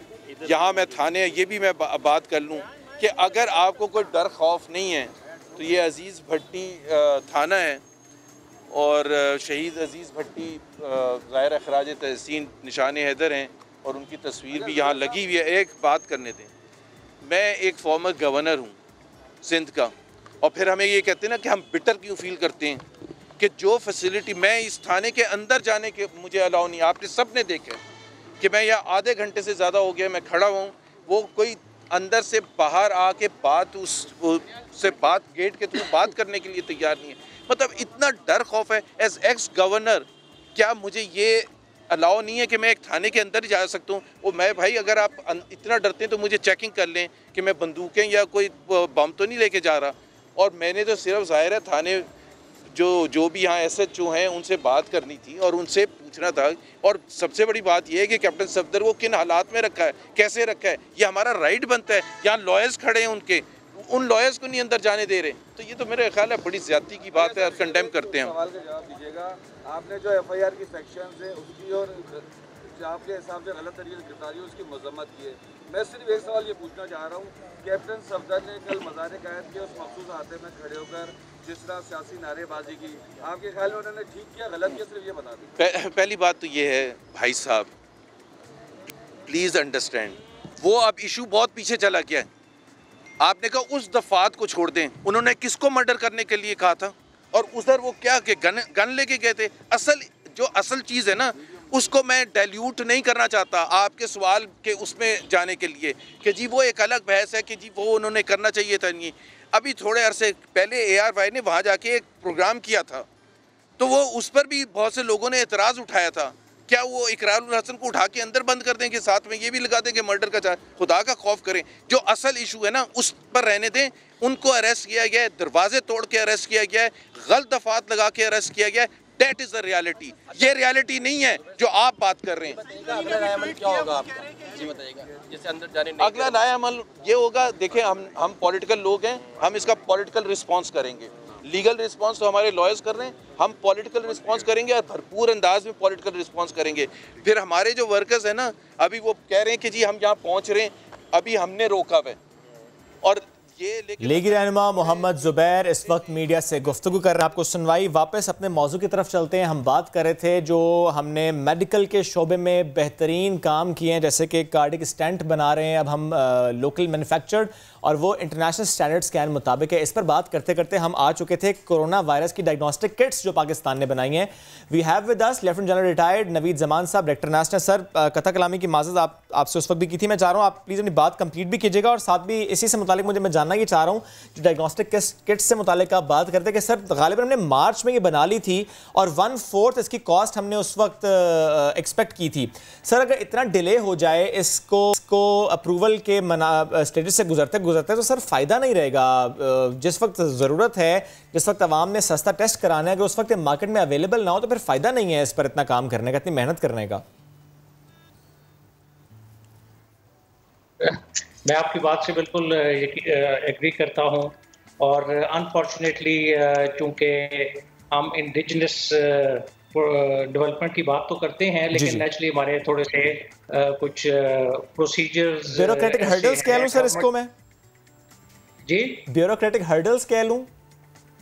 Probably that could be one. अभी हमने उसके तकरीबन 400 टेस्ट भी कर लिए हैं, बट होपफुली इंशाल्लाह वी आर होपफुल के भी आ जाएगा। और कोरोना अगर जिस तरह सुन रहे हैं कि यहाँ पे कुछ अर्सा तो रहेगा, तो आगे भी इंशाल्लाह आगे चल के फिर हम लोकल मैन्युफैक्चर्ड किट्स यानी मेड इन पाकिस्तान किट से फ़ायदा उठा सकेंगे, वो पैसे भी फिर बचेंगे और जिसने टेस्ट कराना होगा उसकी जेब पर ज़ाहिर है बोझ नहीं पड़ेगा। थैंक यू सो मच, साथ मौजूद थे आप सर, इससे मुतालिक हमसे गुज़रते फ़ौरन से आगे बढ़ जाते हैं और आप बात कर लेते हैं महंगाई के जिनकी जिसे काबू करना है किसने? टाइगर फोर्स है मार्केट में, कितनी एक्टिव इसकी बात करते हैं। बिल्कुल, और जैसा कि आप कहते हैं कि बचत की बात होगी, आवाम की जेबों पर कम बोझ पड़ेगा, यही चीज़ को मद्देनजर रखते हुए वज़ीर आज़म इमरान खान ने टाइगर फोर्स को ज़ख़ीरा अंदोज़ी रोकने के लिए एक टास्क सौंप दिया। ये कहा है कि दुकानों पर जाना है, उन्होंने देखना है कि रेट लिस्ट जो है उसके मुताबिक काम हो रहा है या नहीं, अगर नहीं तो फिर एक तस्वीर लेनी है और पोर्टल पे डाल देनी है। ये तस्वीर इंतजामिया कार्रवाई करेगी, ये कह दिया है वज़ीर आज़म इमरान खान ने। क्या कहा जरा सुनिए। आपने खुद कहीं भी इंटरफेयर नहीं करना, आपके पास मोबाइल फोन है, आपने तस्वीर लेनी है और आपके पास आज जो पोर्टल अनाउंस किया उसके ऊपर आपने तस्वीर डाल देनी है और जगह डाल देनी है, उसके बाद हमारा काम है। तो वज़ीर आज़म ने हिदायत जारी की और इन हिदायत पर अमल हुआ या नहीं। फैसलाबाद, सन्नती शहर और मुल्तान का चक्कर लगाते हैं, वहाँ की सूरत हाल जानते हैं। उस्मान सिद्दीक जो हैं हमें फैसलाबाद से ज्वाइन किए हुए हैं। उस्मान, कहिएगा, यहाँ पर लोगों का रोना तो कुछ ज़्यादा था क्योंकि सन्नती शहर है और यहाँ पर महंगाई की सूरत हाल बहुत ज़्यादा बुरी थी, तो जो वज़ीर आज़म ने फैसला किया था, जो काम दिया गया टाइगर फोर्स को, वो कोई एक्टिव हमें नज़र आई फैसलाबाद में कहीं पर? मुनाफाखोरी होगी, ना ही ज़ख़ीरा अंदोज़ों को कोई राहत मिलेगी। महंगाई के खिलाफ मुहाज पर हुकूमत ने टाइगर फोर्स के जवानों को मैदान में उतार दिया। फैसलाबाद में टाइगर फोर्स कितनी एक्टिव है, आइए आपको दिखाते हैं।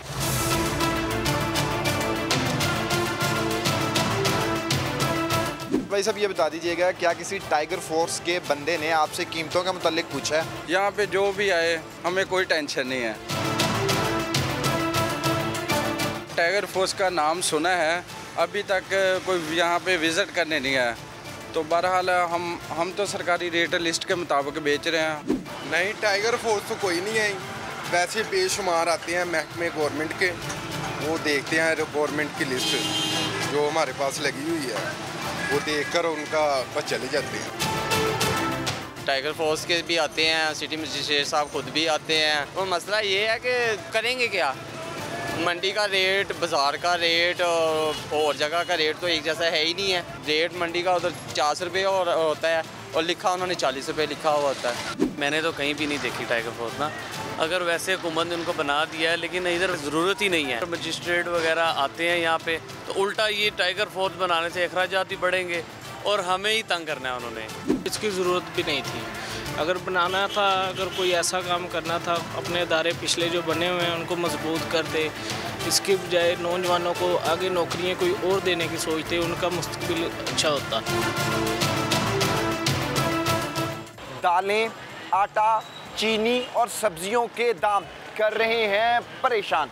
अवाम कहती है कि महंगाई के जिनको काबू करना टाइगर फोर्स के बस की बात नहीं है, इसके लिए पहले माफिया को नथ डालना होगी। कैमरामैन रिजवान साबरी के साथ उस्मान सिद्दीक, समा, फैसलाबाद। अब जिक्र मुल्तान का करते हैं कि वहाँ पर सूरत हाल क्या है, क्या वहाँ पर टाइगर फोर्स एक्टिव है या नहीं, इस बारे में हमें मजीद अपडेट करेंगे मोहसिन अली अपनी इस रिपोर्ट में। महंगाई महंगाई महंगाई, आजकल हर किसी की ज़बान पर महंगाई का लफ्ज़ है। हुकूमत ने महंगाई को कंट्रोल करने के लिए अपने टाइगर्स मैदान में उतार दिए हैं। टाइगर फोर्स महंगाई का शिकार करने दुकानदारों के पास पहुंच रहे हैं या नहीं, आइए दुकानदारों से जानते हैं।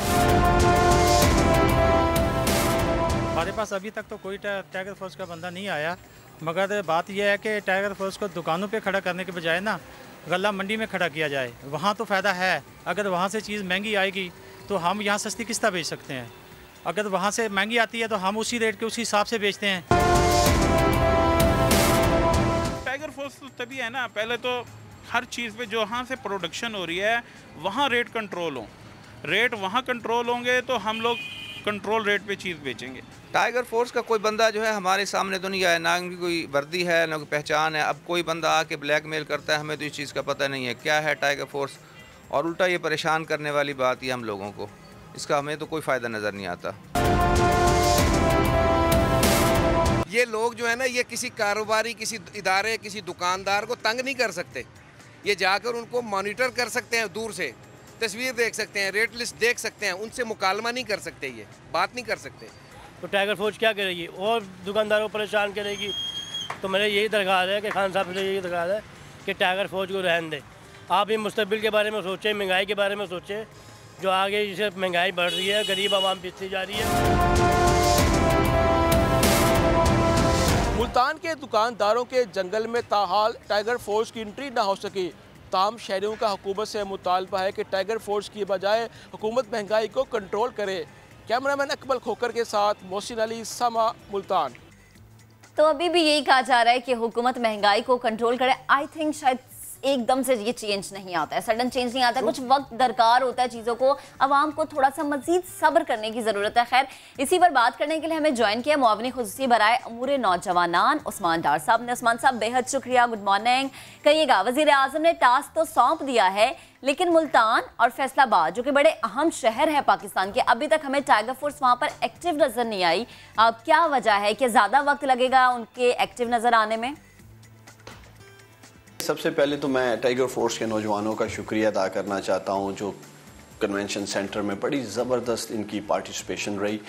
जहां तक इनकी काम करने का तरीक़ेकार है, यहाँ आप सवाल उठा रहे हैं कि ये कहीं नज़र नहीं आए। देखें, इनकी ज़िम्मेदारियों का तयन हम थ्रू पोर्टल करते हैं tigerforce.gov.pk, जो पंजाब इंफॉर्मेशन टेक्नोलॉजी बोर्ड ने बनाया। उसके ज़रिए ये अपने इलाकों में पिक्चर खींच के, वीडियो बनाकर या वॉइस नोट पर अपने डिप्टी कमिश्नर को, असिस्टेंट कमिश्नर को और डायरेक्टली इस पोर्टल पर हमें भेज सकते हैं। हफ्तावार एक रिपोर्ट हम तरतीब देते हैं और वो रिपोर्ट पेश की जाती है प्राइस कंट्रोल की मीटिंग जिसे हेड करते हैं प्राइम मिनिस्टर साहब। उसके बाद जो डिस्ट्रिक्ट एडमिनिस्ट्रेशन है उसमें हम देखते हैं कि किस डिस्ट्रिक्ट में या किस असिस्टेंट कमिश्नर के नीचे जो इलाका है और कहाँ से ज़्यादा शिकायत मसूल की गई हैं, उसके मुताबिक एक्शन लिया जाता है। अब इस पोर्टल का बाकायदा आगाज़ प्राइम मिनिस्टर साहब ने हफ्ते को कर दिया था और इंशाअल्लाह ताला आप लोग देखेंगे अगले चंद दिनों में टाइगर फोर्स की निशानदेही पर मुतलका जो लोकल एडमिनिस्ट्रेशन है वो आपको एक्शन लेती नज़र आएगी। और बाकायदा जो एक तरीक़ेकार है जिसमें प्राइस कंट्रोल मजिस्ट्रेट एक्शन लेते हैं, अगर मैं सियालकोट की बात करूँ, वहाँ तकरीबन 27 लाख रुपए के करीब एवरेज ओवर चार्जिंग के ऊपर जुर्माने की जाते हैं। तो आप देखेंगे कि ये नंबर्स ऊपर जाएंगे अगर दुकानदार जिनको हम एक फेयर टाइम दे रहे हैं कि वो रेट लिस्ट भी लगाएं और ज़हीरा अंदोज़ों को भी वार्न किया जा रहा है और ज़हीरा अंदोज़ी की निशानदेही की शक्ल में भी टाइगर फोर्स आप देखेंगे कि हमारे डिप्टी कमिश्नर और असिस्टेंट कमिश्नर एक्शन करेंगे। ठीक, उस्मान साहब, जिस तरह आप गुफ्तगू कर रहे हैं तो मैं ये समझ पा रहा हूँ कि फिर तो हमें एक हफ़्ते बाद आपसे ज़रूर बात करनी चाहिए कि इस एक हफ़्ते में क्या हो, बिकॉज आपने कहा कि पूरा एक हफ़्ता लग जाएगा सारे प्रोसेस में। बट मुझे बताएं कि आप ज़रा तकरीबन 2 दिन गुजर चुके हैं उस ऐलान के बाद, इस काम के आगाज़ के बाद। अब तक सर किन शहरों में टाइगर फोर्स ने काम किया, या मैं यूँ सवाल कर लेता हूँ, कितनी शिकायत आप तक मौसूल हुई हैं इस पोर्टल के ज़रिए?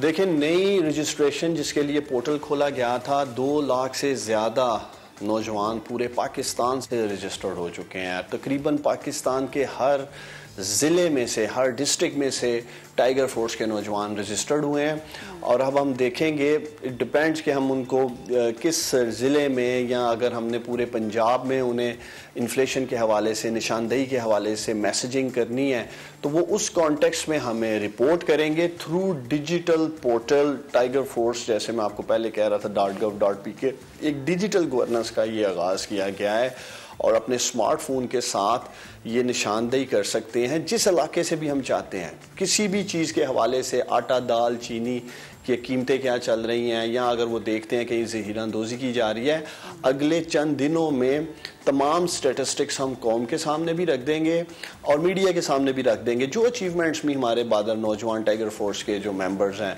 वो इंशाल्लाह ताला करते हैं। ठीक, उस्मान साहब, हम भी ये उम्मीद करें कि जिस तरह से इस चीज़ को तश्कील दिया गया उसी तरीके से काम करें। अच्छा, ज़रा समझाइएगा, टाइगर फोर्स ने किसी दुकान की तस्वीर ली, उसे पोर्टल पर इरसाल कर दिया, फिर कार्रवाई का तरीका क्या होगा? देखें, ये tigerforce.gov.pk या आप गूगल प्ले स्टेशन में जाएं तो उसमें आप इस ऐप को डाउनलोड कर सकते हैं। उससे आप पिक्चर्स ले सकते हैं और जियो टैगिंग के साथ, बाकायदा लोकेशन के साथ ये सबमिट कर देंगे हमारे सिस्टम में और उससे ट्रेसेबिलिटी कर सकेंगे प्राइस कंट्रोल मजिस्ट्रेट, जिनका काम एक्शन लेना है, असिस्टेंट कमिश्नर्स जिनकी मैं बात कर रहा था। और ये तमाम डाटा हमारे पास सेंट्रल इस्लामाबाद में प्राइम मिनिस्टर ऑफिस में भी होगा और इसकी बुनियाद पर लोकल एडमिनिस्ट्रेशन एक्शन लेगी, जो पहले भी हमारे प्राइस कंट्रोल मजिस्ट्रेट कर रहे हैं। एक चीज़ समझने की ज़रूरत है, हमारी एडमिनिस्ट्रेशन में ह्यूमन रिसोर्स की कमी है, हमारे पास प्राइस कंट्रोल मजिस्ट्रेट की कमी है। उसको पूरा करने के लिए प्राइम मिनिस्टर इमरान खान साहब ने इन वॉलंटियर्स को, टाइगर फोर्स को कॉल किया है और ये निशानदेही करेंगे और हमारे इनकी निशानदेही पे deputy commissioners, price control magistrate, assistant commissioners action लेंगे। सर, मामला निशानदेही का नहीं, मामला एक्शन लेने का। आप खुद भी कह रहे हैं कि इसमें फोर्स की कुछ कमी ज़रूर है। सर, फिर समझ नहीं आ रही कि मुनाफाखोरों के खिलाफ मौसर एक्शन कैसे हो पाएगा? देखिए, किसी भी, अगर आप देखें मुल्क में एडमिनिस्ट्रेशन का काम है एक्शन लेना। अगर कहीं वायलेशन की जा रही है, आप अगर इलाकों में देखें, मुख्तलिफ यूनियन काउंसिल्स में देखें, मुख्तलिफ प्राइसेस चल रही होंगी और उसकी बुनियादी वजह यही है कि ये मुनाफा खोर, ज़हीरा अंदोज़, खुद साख्ता महंगाई करने वाले। मैं आपको सियालकोट की मिसाल देता हूँ। सियालकोट शहर में तकरीबन 5000 शॉप्स हैं और उसके ऊपर 16 के करीब प्राइस कंट्रोल मजिस्ट्रेट हैं। उस कॉन्टेक्स्ट में 5000 दुकानें और 16 प्राइस कंट्रोल मजिस्ट्रेट वो किस हद तक जा सकते हैं इंश्योर करने के लिए? एक तो हमारे अंदर अखलाकियात होनी चाहिए, हमें रेट अवेज़ा करने चाहिए, जो रेट लिस्ट है वो नहीं लगाते हैं। अगर आपने देखा हो दुकानदार हमारे, तो टाइगर फोर्स ये इंश्योर करेगी दुकानों के ऊपर रेट लिस्ट लगी है, नहीं लगी है, ज़हीरा अंदोज़ी जो कर रहे हैं उनकी निशानदेही करेगी और अगर कोई ओवर चार्जिंग दुकानदार कर रहा है प्राइसिंग में, उसके लिए इनके खिलाफ एक्शन किया जाएगा। ठीक। अच्छा उस्मान साहब, एक और चीज़ ज़रा वाज़ेह कीजिएगा, साल ख़त्म होने में सिर्फ 2 महीने बाकी रह गए हैं। महंगाई जो है वो बढ़ती जा रही है, कम होने के बजाय। महंगाई से मुताल्लिक, इसके कम होने से मुताल्लिक कोई एक अच्छी खबर अगर आप पाकिस्तानियों को सुना दें इस सुबह के वक्त?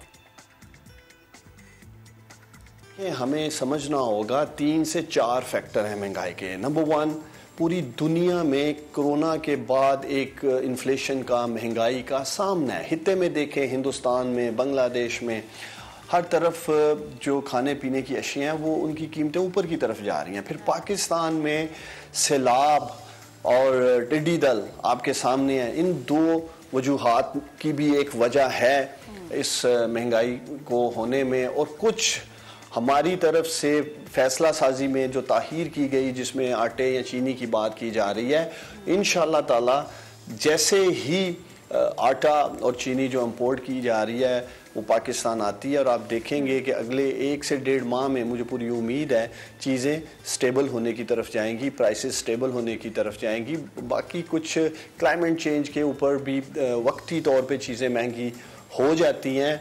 वज़ीर आज़म इमरान खान साहब की तमाम तर तवज्जो इस वक्त लोगों को सस्ती चीज़ें मुहैया करने की तरफ है कि हम किस तरह से महंगाई पर काबू पाएँ और लोगों को सस्ती चीज़ें मिलें और उन्हें रिलीफ दिया जाए। ठीक है उस्मान साहब, बेहद शुक्रिया साथ मौजूद थे। आपने एडमिट किया फैसला साजी में ताख़ीर, लेकिन ये भी एडमिट कर लेते हैं कि हमने सस्ती चीनी एक्सपोर्ट की और महंगी चीनी हम इंपोर्ट कर रहे हैं, तो ये मसाइल तो और है। एक और चीज़, क्या ये जो टाइगर फोर्स है जो संडे बाजार लगता है उस पर भी एक्टिव हमें नजर आएगी या नहीं, या सिर्फ दुकानों पे एक्टिव नजर आएगी? और क्या कोई आम शहरी तस्वीर खींच के इस तरह से ऐड कर सकता है?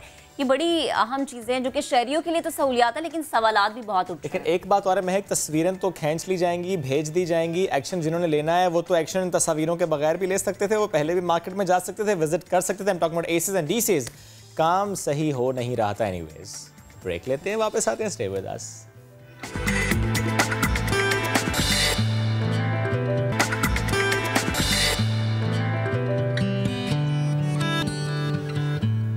Welcome back. पाकिस्तान में जिस तरह कोरोना वायरस सिमटा, जिस तरह हमने इस पर काबू पाया, फैलाव इसका स्लो डाउन किया, इस पर अब आलमी सतह पर तारीफ हो रही है।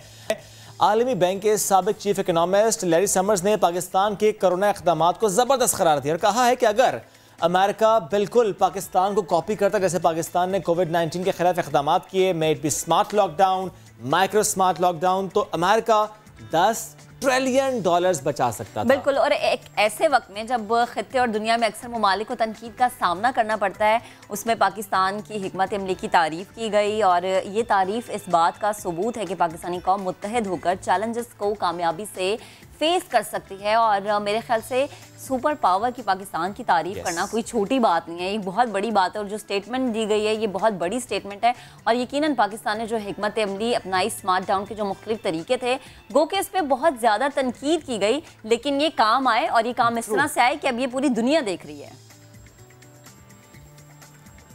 बढ़ते हैं आगे, एक पाकिस्तानी की कहानी आपको सुनाते हैं जिसने मुल्क का नाम रोशन किया, ईमानदारी की बड़ी बेहतरीन मिसाल कायम की। Belongs to Dubai. Pakistani bus driver हैं और उन्होंने मुसाफिर का खोया हुआ पैसों से भरा बैग वापस किया। और बैग में थोड़े बोड़े पैसे नहीं थे, 1,11,00,000 पाकिस्तानी रुपए थे। दुबई ट्रांसपोर्ट कंपनी ने नूर खान की दयानतदारी पर खराज तहसीन पेश किया और एजाजी सर्टिफिकेट से भी उनको नवाजा। हमें ज्वाइन किया है नूर ने, उनसे बात करेंगे। बहुत शुक्रिया नूर खान, आपने समा के लिए वक्त निकाला। प्लीज़ थोड़ा सा बताइएगा कि जो मिसाल आपने कायम की उस पर बहुत अप्रिसिएशन मिल रही है आपको, थोड़ा सा मुझे बताएंगे उस दिन से मुताल्लिक, इस वाक़े से मुताल्लिक कि कैसे बैग आपको मिला, फिर वापस आपने कैसे लौटाया?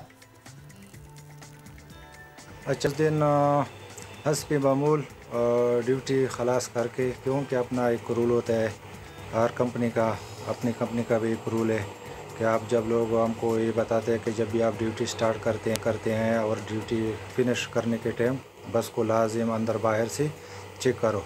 तो उसी दिन भी जब मैं ड्यूटी खलास किया, फिनिश किया, ख़त्म किया, तो देखा कि एक बैग पड़ा हुआ था सीट के ऊपर। तो मैंने आम सा बैग समझा, लेकिन थोड़ा सा ओपन था। मैंने जब नज़दीक जाके देखा तो उसमें से कुछ पैसे नज़र आए। तो मैंने डायरेक्ट अपने सुपरवाइज़र को फ़ोन किया, बताया कि ऐसा मेरे को गाड़ी में बैग मिला हुआ है, उसके अंदर पैसे हैं। उसने बताया कि आप इधर आओ ऑपरेशन में, ऑफिस में। तो मैं बैग लेके गया उधर, उसके साथ मिला, उधर खोला तो उसमें पैसे निकल आए बहुत सारे। तो फिर जब पैसे दे के बहुत सारे, तो लाजमी आदमी को थोड़ा बहुत होता है कि यार क्या करे क्या ना करे। लेकिन मैंने बहुत सी इससे पहले भी वीडियो देखे हैं जो अपने पाकिस्तानी भाइयों ने बहुत सारे पैसे सामान वापस किए हुए हैं।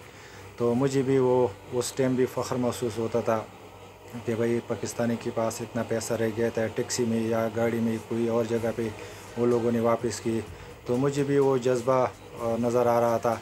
तो मैंने भी ज़्यादा सोचा नहीं, उसी टाइम पैसे वापस किए और कंपनी जो अपने प्रोसीजर था वो पूरा करके अपने जिसके थे अपने मालिक को पहुंचाए। फिर उन लोगों का फ़ोन आया, शुक्रिया अदा किया कि हमें अपना पैसा वापस मिल गया। उसके हिसाब से मुझे भी बहुत खुशी हुई। मैं बोला चलो जिसका पैसा था उसको मिल गया।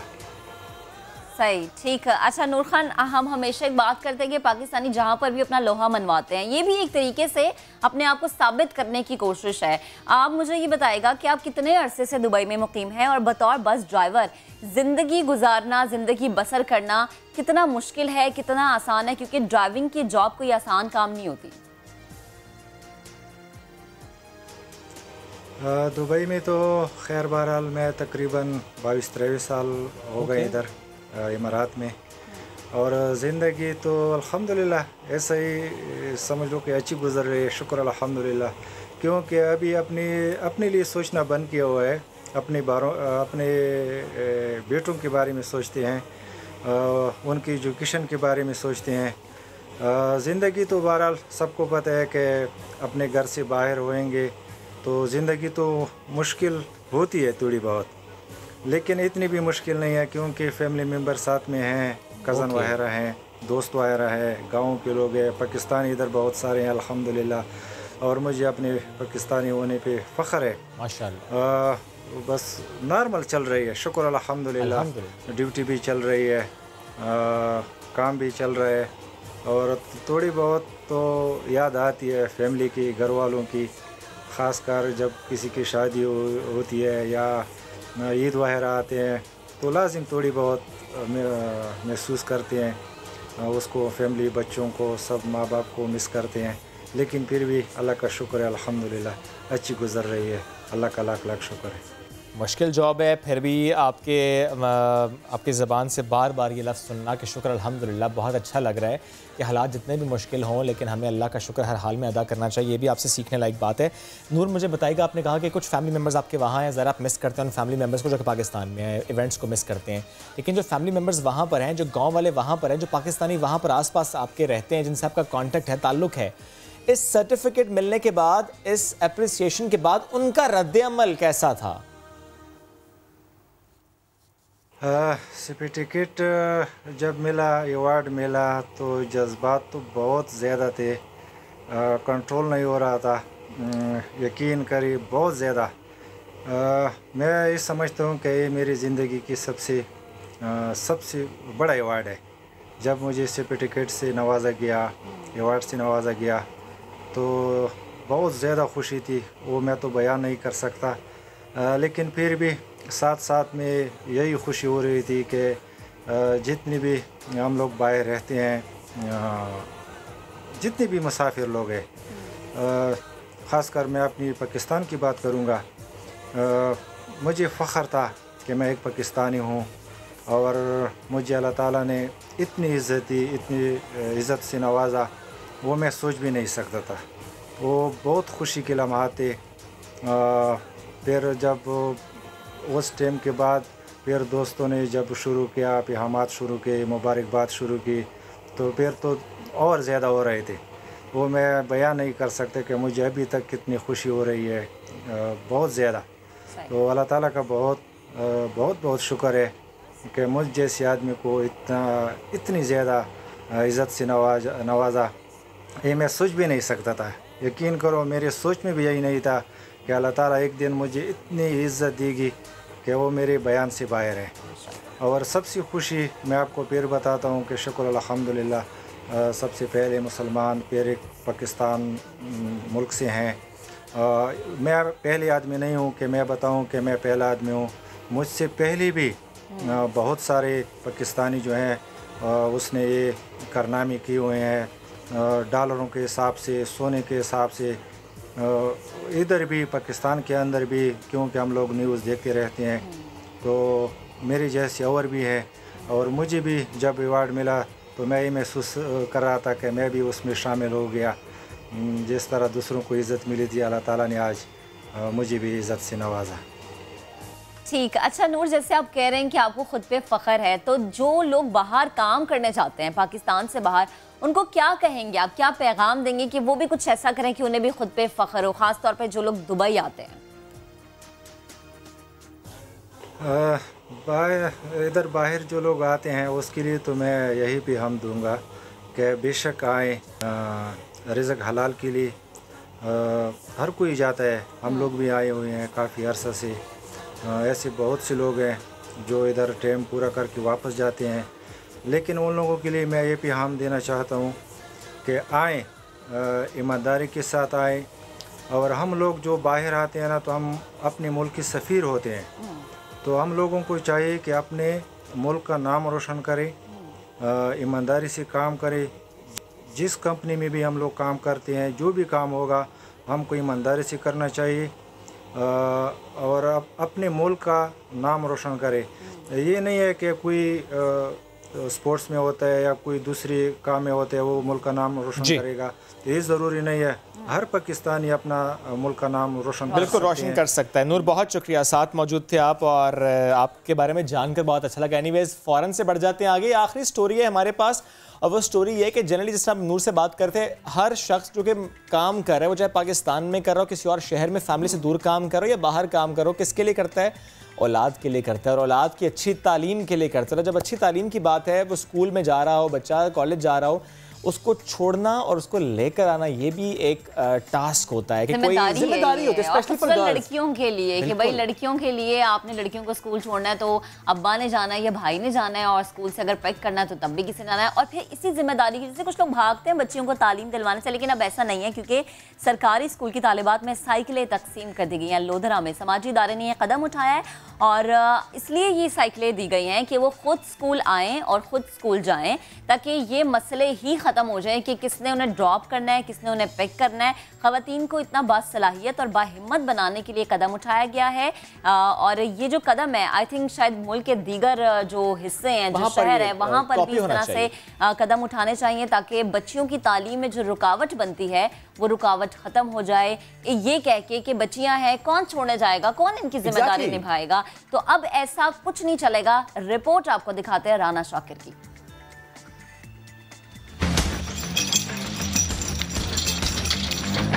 हमारे स्कूल का फासला 3 किलोमीटर है, हमें आने में बहुत तकलीफ है। मैं बेदारी का शुक्रगुजार हूँ कि उन्होंने हमें साइकिल दी है। मुझे पढ़ने का बहुत शौक़ है, मैं अकेली नहीं अपनी बहन को भी साथ लेकर आती हूँ ताकि हम तालीम हासिल कर सकें। पहले मुझे आने में बहुत तकलीफ़ होती थी, अब मुझे आने में बहुत आसानी होती है। हमारा सबसे पहले मसला ये था कि बच्चे जब स्कूल आते थे तो चारों तरफ तकरीबन कच्चे रास्ते हैं, कोई रास्ता भी नहीं था। लेकिन बेदारी वाले आए तो उन्होंने बच्चियों को साइकिलें दी, जिसकी वजह से अब माशाल्लाह हमारी तादाद में रोज़ बरोज़ इजाफा होता जा रहा है और बच्चे खुशी से स्कूल आ रहे हैं। हम इनके शुक्रगुजार हैं बेदारी वालों के कि इन्होंने साइकिलें देकर बच्चों के दिल जीत लिए। लोधरा जनूबी पंजाब का इंतहाई पसमानदा ज़िला है। यहाँ पे लिटरेसी रेट काफ़ी कम है और ख़ास तौर पे जो बच्चियों की तालीम है इसमें बहुत ज़्यादा मसाइल हैं। जो बच्चियाँ अपनी तालीम प्राइमरी स्कूल किसी हद तक मौजूद है, लेकिन जब उन्होंने आगे मिडिल या हाई स्कूल में जाना है तो वो काफ़ी फासले पे मौजूद है। इसी सिलसिले में बेदारी ने एक इनिशिएटिव लिया, जो बच्चियों के ट्रांसपोर्ट के मसाइल हैं उसे हल करने के लिए बेदारी ने साइकिलें दी बच्चियों को ताकि उन्हें स्कूल आने जाने में जो उनके ट्रांसपोर्ट के मसाइल हैं वो हल हों, और उसके बड़े अच्छे नताइज आए हैं। और अब हम मज़ीद साइकिलें देने जा रहे हैं और इसका मकसद सिर्फ ये था कि इसे गवर्नमेंट अडॉप्ट करे, वो भी कोई ऐसा प्रोजेक्ट लेके आए जिसमें बच्चियों को स्कूल आने जाने में जो मसाइल हैं कम से कम वो हल हों। और ख़ास तौर पे जहाँ पे स्कूल नहीं है, दूर दराज है, वहाँ पे बच्चियों के नए स्कूल बनाए जाए, क्योंकि 2008 के बाद बदकिस्मती से नए स्कूल नहीं बन रहे। तो बेदारी की जानिब से ये काम यानी बेदार किया गया और बहुत अच्छा कदम मुझे तो जैसे कि हमने बेदार किया सुबह लोगों को देखने के लिए। कल फिर बेदार करेंगे। आपको मिलिए कल हमसे दोबारा। अल्लाह हाफ़िज़।